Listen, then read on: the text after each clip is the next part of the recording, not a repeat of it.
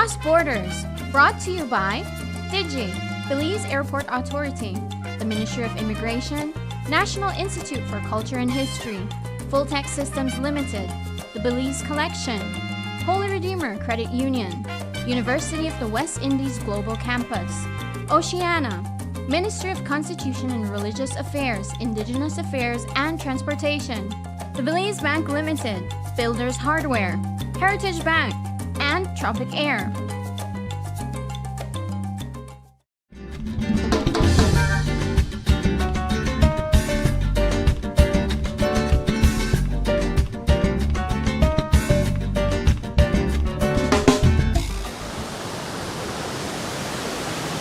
From the waterfall highs and cacao cups of Lake Yahoa, we packed up and got back on the road, this time heading west. Deep into the mountains of western Honduras, about 3.5 hours from where we started, sits a town that carries more history per square foot than most places I've ever been. Welcome to Copan, Ruinas. Now, before I go any further, let me explain something. Because Copan is one of those names that mean multiple things at once. There's the department, which is like a district or region. There's the ancient Maya archaeological site. And then there's the town, Copan Ruinas, where we are actually right now. Different things, same name. Honduras said, let's keep people guessing. I was up early. They say if you want to know a place, wake up before it does. The streets were quiet, few locals starting their day. And right there at Parque Central, the Iglesias San Jose Obrero, a white church, clean and still in the morning light, standing at the edge of the square like it had been holding that spot for centuries. Because it has. I just walked, no plan. And sometimes that's exactly the right one. Cobblestone streets under my feet, the sound of a town just waking up around me. And above it all, strung from one side of the street to the other, banderines, colorful triangle flags in every shade, stretching across the cobblestones like the town had dressed itself up. A quiet street with a festive soul. One store was just opening up. I stepped inside. Scarves in every color, hats, little pieces of Honduras lined up on shelves, ready to make the journey home with someone. And a familiar sound you might hear zooming past you is a mototaxi. That's what they call them here in Honduras. This is like a regular mode of transportation for people looking for commuting. This is like a taxi here in Honduras. We call them tuk-tuks back home. Same vehicle, different country. But it was the architecture that stopped me more than once. Spanish colonial style, telling you exactly who came through here and decided to stay. The walls here also spoke to you, some showcasing murals that told its own story. One spotting a scarlet macaw and the words Copan Ruinas painted right across it. Honduras had painted its national bird on the wall, the scarlet macaw, bold and proud. But right beside it, without even knowing it, they'd painted ours too. The keel-billed toucan, Belize's national bird. 2 countries, 1 wall. Neither one planned it that way. To Honduras, just another beautiful bird. To me, a gift sent from back home. Funny how you can travel to another country and find something that feels like a part of you. This town was already speaking my language, and I hadn't even made it to the ruins yet. In 1980, Copan was declared a UNESCO World Heritage Site. But walking through these streets, you don't need a label to feel it. It's just in the air. That's because this town has roots that run deep. The Maya call this valley home as far back as 1500 BC. And what they built here? That's a story for our next stop. But first came the night. We were settled in for the evening when we heard it. Music, then movement.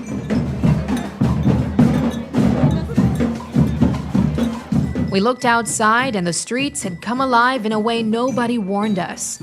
Students, lots of them, marching through the town in the dark, carrying candles that glowed orange in shade.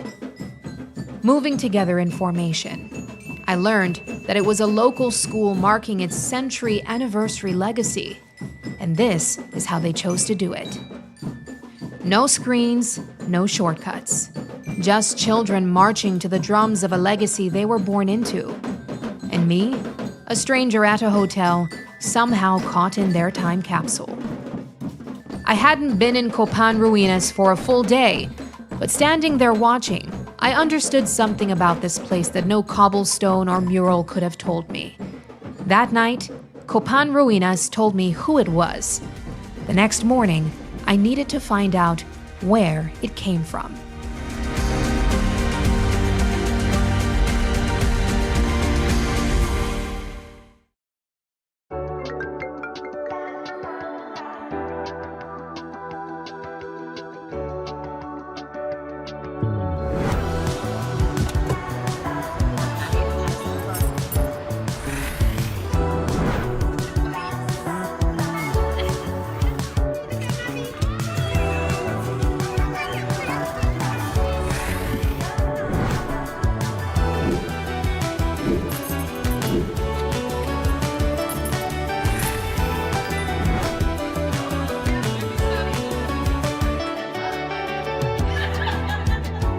The future is calling. Belize Bank. Your future, our commitment.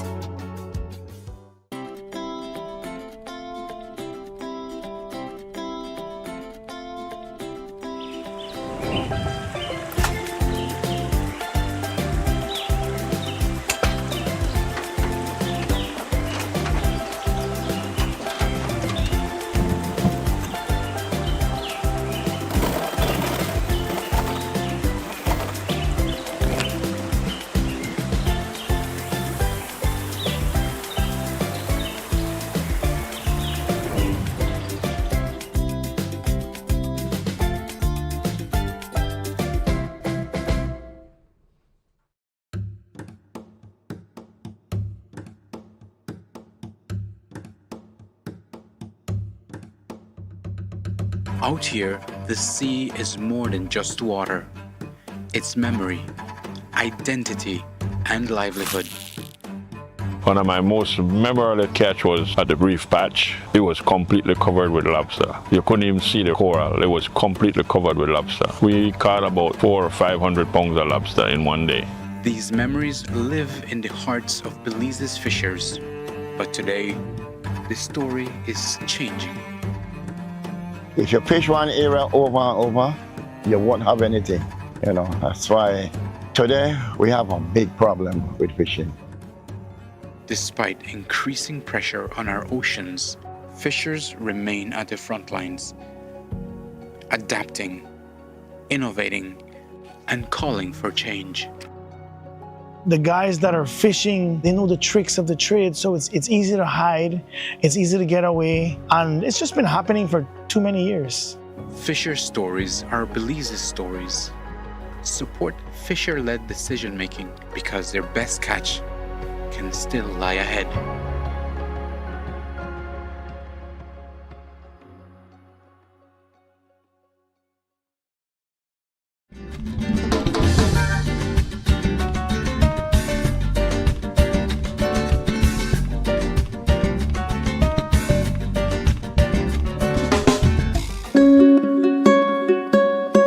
The answer to everything I'd been feeling since I arrived in Copan Ruinas was about 1 kilometer outside of town. Sitio Maya de Copan, declared a UNESCO World Heritage Site in 1980, is one of the 4 largest Mayan cities in Central America and was once one of the most powerful cities in the entire Maya world. Before you even step foot inside, they give you a sense of the scale of what you're about to walk into. The site is divided into 2 main areas: the principal group, home to nobles, the temples, the ceremonial plazas, and Las Sepulturas, the residential complex, where everyday Maya life played out. 2 worlds, one site. This is a significant location. Off the bat, one of the things that I've learned already is that it was one of 4 of the largest cities in Central America. We also have Mayan temples in Belize, and so for me, I'm taking my notebook because I want to see what are the similarities or even differences, and I want to take you guys with me. A smoking jaguar, he was in power for more than 67 years. Our guide knew this site the way you know something that belongs to you. Every stone, every name, every story. I stuck close. The principal group is the heart of Sitio Maya de Copan. Spanning roughly 12 acres, this is where power lived, where it performed. The Great Plaza alone could hold thousands, and standing inside it, that number doesn't feel like an exaggeration. Around you, temples rise on all 4 sides. The Acropolis to the south, a towering mass of stone built up over centuries, each king adding to what the last one left behind. Ball courts, where games weren't just played. Altars that marked time, politics, and sacrifice. Every stone placed with intention.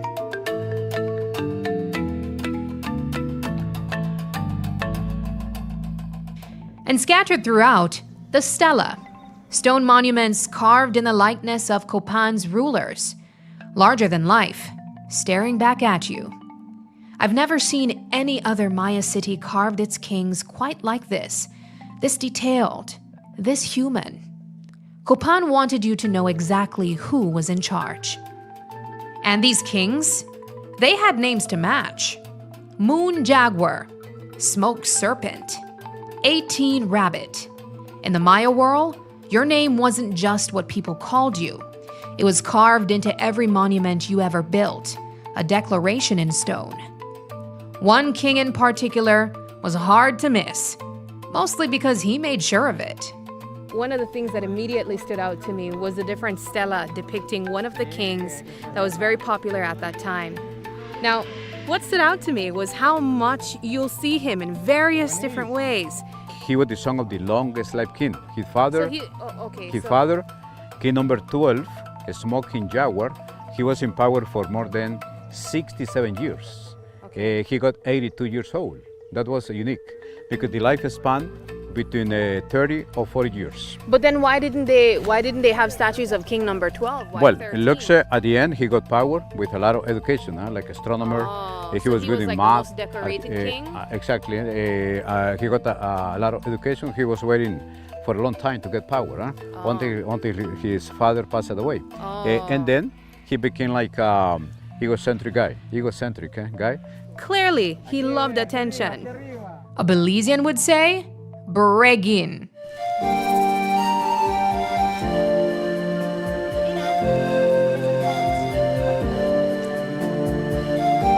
This is Las Sepulturas. No towering temples here. No monuments demanding your attention, just smaller structures, open plazas, and the quiet of the trees. But don't let the scale fool you. The people who lived here were far from ordinary. Among the upper class of Copan, multiple wives and concubines weren't a secret. They were status. King 18 Rabbit, the same man whose face is carved into nearly every corner of the principal group, is believed to have had at least 15. And in a compound where everyone lived within the same walls, the Maya solved that the only way they could, by inventing what some archaeologists described as the world's first "Do Not Disturb" sign, hung outside a doorway. Message received. And speaking of doors, not everyone here was open to just anyone. The king appeared up there. That was the king's house. We are calling the Maya a small White House because there are stronger evidences since 7th century until 9th century. When a new king got power, he used to live with his main wife in that building. Okay. The main entry of that building, it was something back in those days. In Copan, we have evidences of settlements since 12th century BC. Walking these grounds gave you the real thing. The stones, the stela, the plazas. History standing in the open air, weathered, but still there. But at the very end of the trail, Copan had one more layer to reveal. A museum with a combination of replicas and original artifacts that make up the story of Copan Ruinas. And just like the serpent's mouth it was designed to resemble, its entrance felt like a portal. On the other side, preservation in a whole new way. In Copan we have two museums. So this is the Sculpture Museum, where most of the archaeologists and experts, different disciplines, they are trying to conserve, to preserve some of the sculptures in a very good condition. Along the tour, we saw it 10 copies, replicas. According to the Mayan beliefs, along the pre-classic period, they saw the entrance of the caves like a mythological monster mouth, or huge snakes open mouth. The idea of this tunnel, the archaeologists and architects, they replicate the cave. It's coming down into the underworld.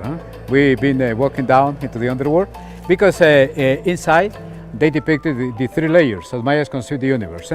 We have ancestors, skulls, jaguars on both ends of the door. All this section is dedicated to the underworld. On the second story, we have facades of royal houses.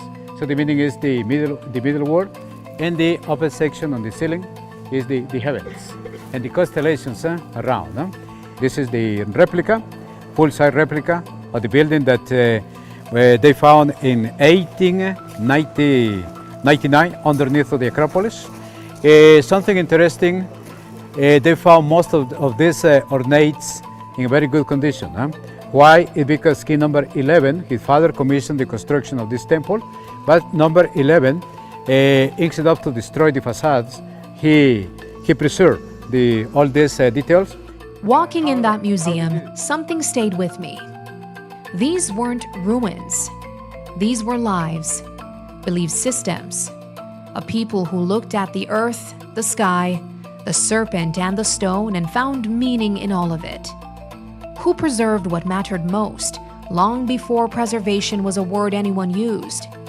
And I couldn't help but wonder, centuries from now, what would we leave behind? Honduras answered that question for itself a long time ago. Through Copan, it showed me exactly where it came from. A civilization captured in stone, still standing, still speaking. But Honduras doesn't only tell its story in its sites. Its national identity lives, breathes, and spreads its wings wide for the world to see. That's where I was headed next.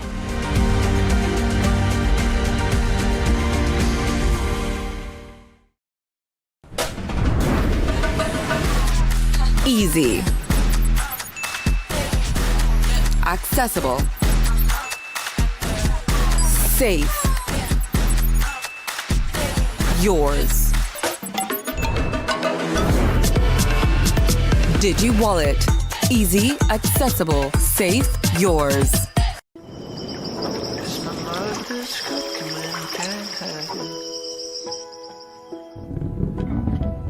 It's the last train home from the day trip.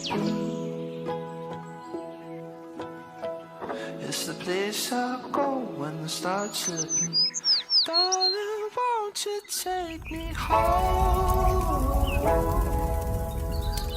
Send me never somewhere I used to go.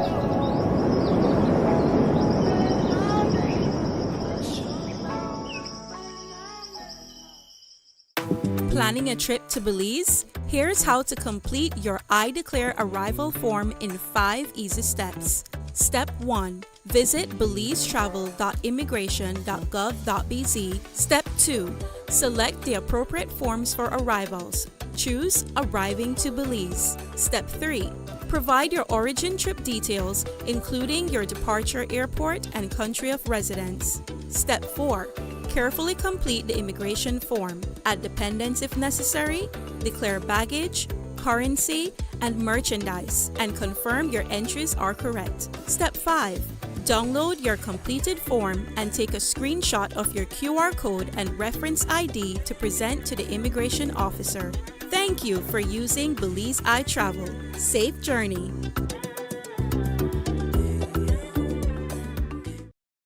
Save, save, save. The credit union way. Member owners are encouraged to save regularly, borrow wisely, and repay promptly. No use keeping the money in your pocket. Soon as you turn wrong, you know you ain't got it. So as money goes from hand to hand, give your cash to the umbrella man. I telling you, save, save, save. The credit union way.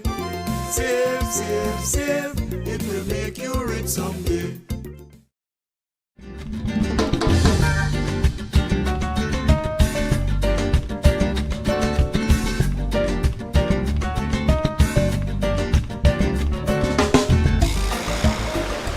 Just minutes from the town, tucked into 9 acres of forested valley, was Macaw Mountain Bird Park and Nature Reserve.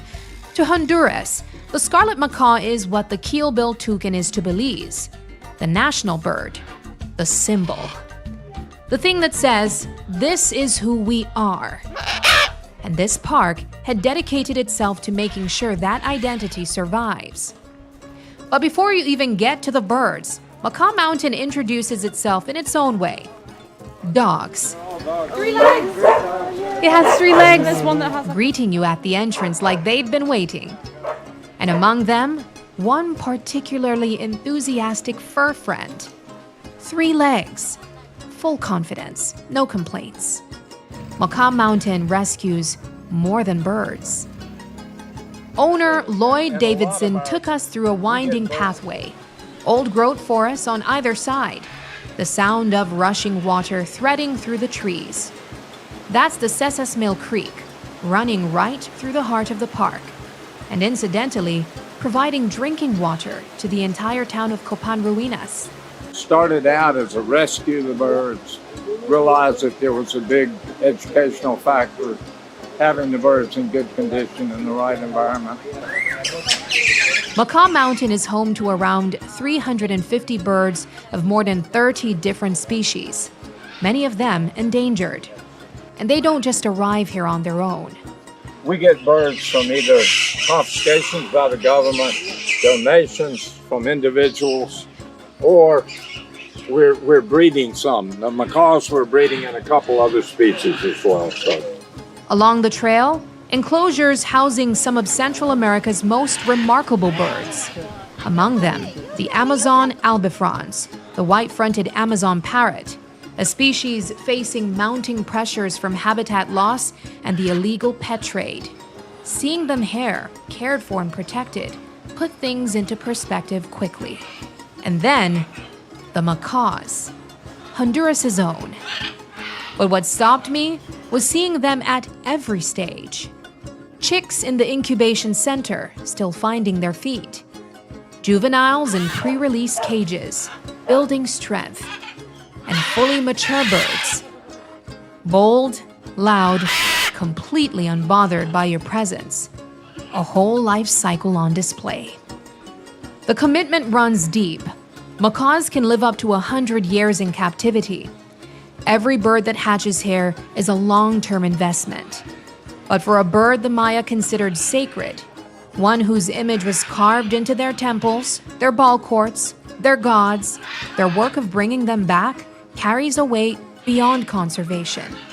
The ruins have sculptured scarlet macaws. Scarlet macaw is a really important bird to the Maya. So this gives you the sculptures and the live versions coming by. So it was a big add-on to the attraction of the ruins. Wow, ooh, one just let out. The rest of the tour gave us moments to go up close and capture the sights and sounds of our newfound feathered friends. But then we discovered another part of this experience, the encounter area, where the birds come to you. Up close, a scarlet macaw is not a small decision. Bold red, flashes of blue and yellow, eyes that look like they've seen things. I sat in the middle of these majestic avians and held my ground. Mostly. They say great storytelling plants the seed before you even know what's growing. That morning, I saw a macaw on a wall, then carved in stone at the site, then alive, right in front of me. Copan had been writing this story long before I arrived. Honduras told it through its lake. its waterfalls, its temples, its children marching in the night, and now through a national bird sacred to its ancestors, reclaiming the sky it was always meant to own. This experience had been like food for the soul. And speaking of food, man, I'm getting hungry.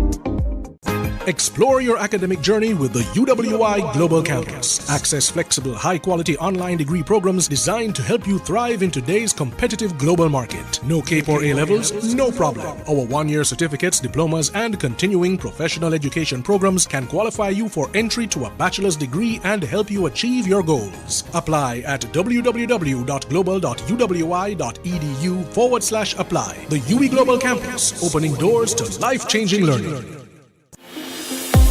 We at Fulltech Systems understand that technology isn't just a tool, it's a game changer. At home, smart devices and AI are revolutionizing daily life. In education, tech is making learning more interactive and accessible for students and educators alike. For businesses and government, it's driving innovation, streamlining operations, and unlocking growth, leveraging tech for better services, infrastructure, and security. At Fulltech Systems, we help you thrive with cutting-edge solutions, partnering with leaders like Dell, HP, Microsoft, APC, Fortinet, Cisco, and Tomy. We deliver the right products for your needs, whether it's boosting efficiency, improving customer engagement, or scaling operations. Connect with us and let's drive innovation together. Fulltech Systems, your technology center, where you come for the price, but stay for the service. Sending money to Belize is about to get easier. With Heritage Pay, you'll be able to transfer funds from anywhere, anytime, directly to any bank or credit union account in Belize. Download the Heritage Pay app, link your Visa or MasterCard, and send money instantly. Heritage Pay, coming soon from Heritage Bank.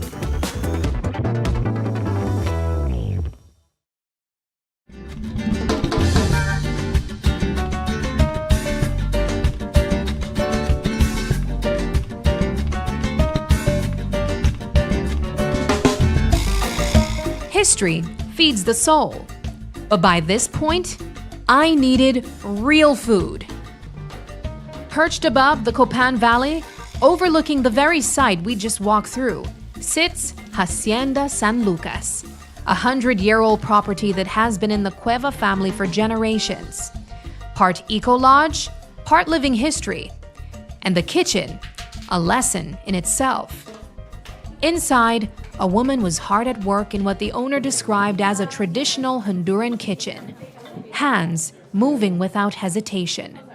Grinding corn on a stone, the way it's been done for thousands of years. Then pressing each tortilla into shape before it's placed on a fogon. No machine, no shortcut. Just knowledge, passed down through generations, playing out right in front of me. We try to keep the tortillas, for example, we cook in the fogón, and they grind the corn by hand using the stone here, you see, and then by hand they do the tortillas. Honduran cuisine is a story told in layers.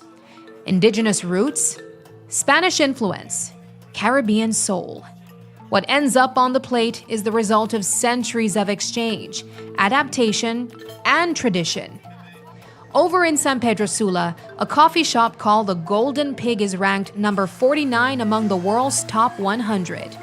But it wasn't just the coffee that brought customers in. I sat down with Eduardo Guerrero, a Honduran chef and educator with a deep appreciation for where his country's food actually comes from. He also explained some of the very influences I learned from the Cueva family. In Honduras, we have Arabic influences. So in Honduras, we are the unique country of Central America when our typical meal is from harina de trigo? Which flour? Yes. In the Guatemala is corn, El Salvador is corn. Nicaragua is plantain, but corn too. But here in Honduras, we have the macheteada and the baleada. Indigenous, Spanish, Arabic, American. Honduras didn't borrow from one place. It borrowed everywhere, much like we did back home. But they made it entirely their own. In fact, Eduardo put something in front of me, and I did a double take. So one of the really unique things about what made this coffee shop stand out was that it provides food to its clients or to its customers that are very nostalgic to Honduras here. And one of them on the menu is what I would call a fried jack. No? Macheteada. Macheteada is what they call it as well. But this really resembles a fried jack back in Belize. It's also flour based, and is this sugar powder? Sugar powder. Sugar powder. Here in Honduras, this is pastry. Yes. Pastry, and it's served with honey and cream. And cream. And as my friend Edu said, it's called macheteada, meaning machete. Okay. Same dough, different story. That's Honduras in a bite. And that story of familiar ingredients showing up in unexpected ways didn't start at the Golden Pig. Back at Hacienda San Lucas, Norma had been telling me the same thing, just through a different ingredient entirely. The food that we prepare here in Hacienda San Lucas, we use a lot of herbs that we find it here. For example, the rice, we always cook the rice with chipilín, with grows everywhere, and we use the leaves and we use the flowers, they're tiny, tiny flowers, and it's a subtle but great flavor added to the rice. Norma also fed us tamales. Now, if you know me, you know tamales carries a special place in my heart. Back home in Belize, they're a labor of love.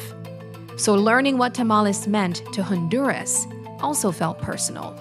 Well, the tamales is a food that you eat throughout the year here in Honduras, and there's so many different kind of tamales.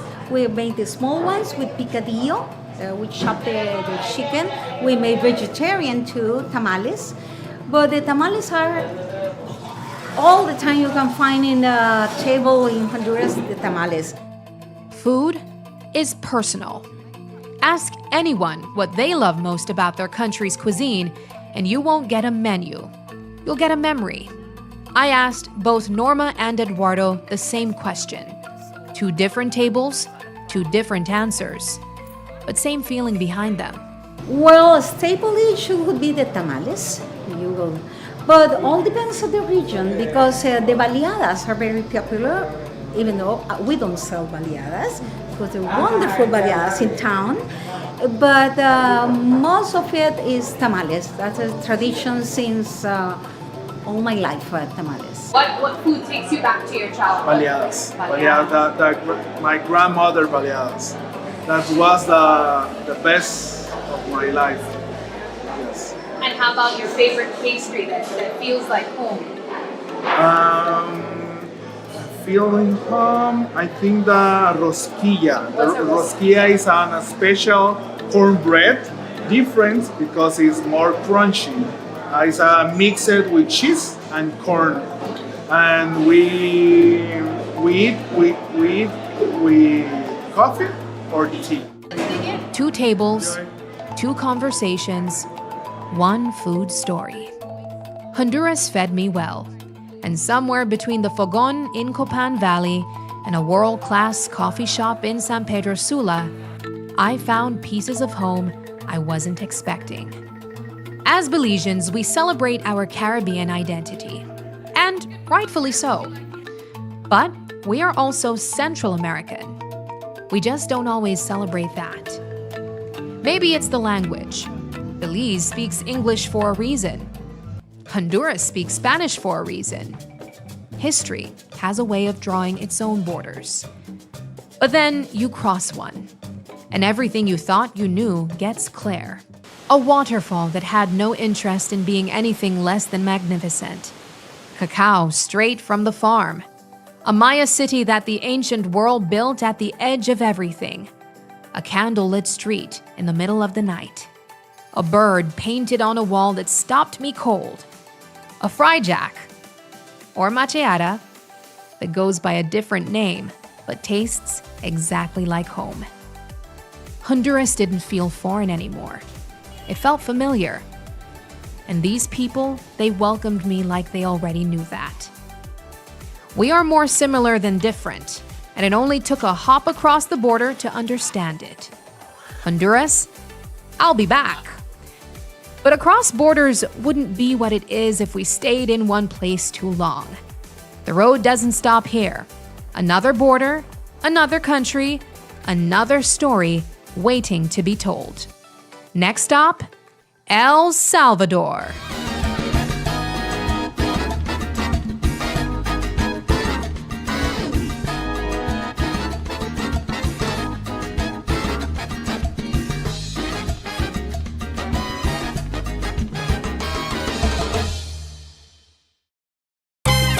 Across Borders, brought to you by Digi, Belize Airport Authority, the Ministry of Immigration, National Institute for Culture and History, Full Tech Systems Limited, the Belize Collection, Holy Redeemer Credit Union, University of the West Indies Global Campus, Oceana, Ministry of Constitution and Religious Affairs, Indigenous Affairs and Transportation, the Belize Bank Limited, Builders Hardware, Heritage Bank, and Tropic Air.